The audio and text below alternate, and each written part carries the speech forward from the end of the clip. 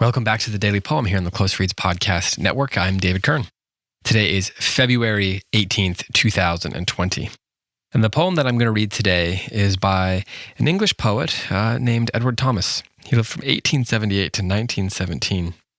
Wrote poems, essays, novels, and is one of the World War I poets, one of the war poets. And unfortunately, he was actually killed in action during World War I in 1917 in France. And the poem that I'm going to read today is called February Afternoon. It goes like this. Men heard this roar of parleying starlings, saw 1,000 years ago, even as now, black rooks with white gulls following the plough, so that the first are last until a caw commands that last are first again. A law which was of old when one like me dreamed how 1,000 years might dust lie on his brow, yet thus would birds do between hedge and shaw. Time swims before me, making as a day 1,000 years, while the broad ploughland oak roars mill-like, and men strike and bear the stroke of war as ever, audacious or resigned, and God still sits aloft in the array that we have wrought him, stone deaf and stone blind. So this seems like a dark poem, I suppose, and perhaps even a nihilist poem at first glance. But it's a very skilled poem, and I don't think that it's as nihilistic as many people read it to be. It's certainly a poem about the passing of time, about the way time works on us and against us. The phrase 1,000 years is used, I believe, at least 3 times, perhaps 4 times in this poem. This is a Petrarchan sonnet, and the first 8 lines, that octet at the beginning, is consumed with the birds, the parleying starlings, the black rooks, the white gulls. So in the octet at the beginning, those first 8 lines of this Petrarchan sonnet, the tense is past tense. It's about looking backwards.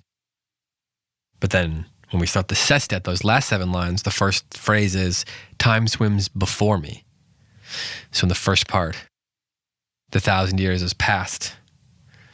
And in the second part, the 1,000 years is present and future.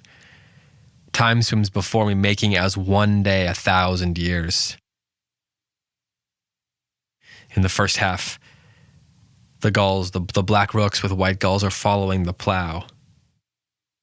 In the second half, in that sestet, the broad ploughland oak roars mill-like, and men strike and bear the stroke of war as ever. And it's striking that in the first bit it talks about parleying starlings, but in the second half it talks about men at war.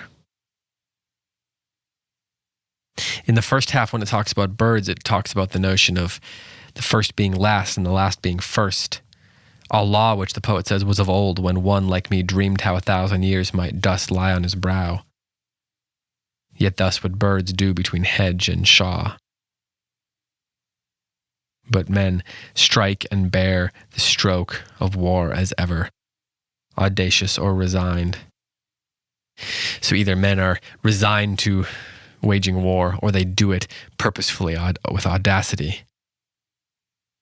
But what is clear at the end of the poem, it says that God sits aloft in the array that we have wrought him, stone deaf and stone blind.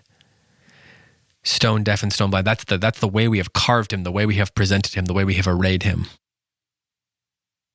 We have functionally, by our actions, made him stone deaf and stone blind, when in reality, by our actions, we have been deaf and blind to him, is what this poem seems to be saying. But it doesn't do that in a way that is trite or answers questions without us having to think about them. That's the way it has to be, I think. This kind of poem about this kind of subject matter cannot give us trite answers. It can only give us questions that we have to live with. I mean, I think that that's the unique work of poetry.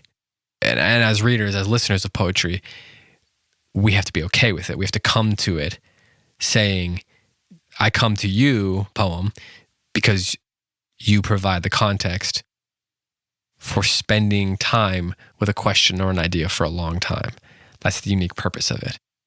Of course, the pathos is added to it, knowing that Edward Thomas died during World War I, died fighting the wars he's talking about here. That's the tragedy of it, like so many other people have as well. One more time, this is Edward Thomas's February Afternoon. Men heard this roar of parleying starlings, saw 1,000 years ago, even as now, black rooks with white gulls following the plough, so that the first are last, until a caw commands that last are first again. A law which was of old, when one like me dreamed how 1,000 years might dust lie on his brow. Yet thus would birds do between hedge and shaw. Time swims before me, making as a day 1,000 years, while the broad ploughland oak roars mill-like, and men strike and bear the stroke of war as ever, audacious or resigned. And God still sits aloft in the array that we have wrought him, stone deaf and stone blind. This has been the Daily Poem. I'll be back tomorrow with another poem for you.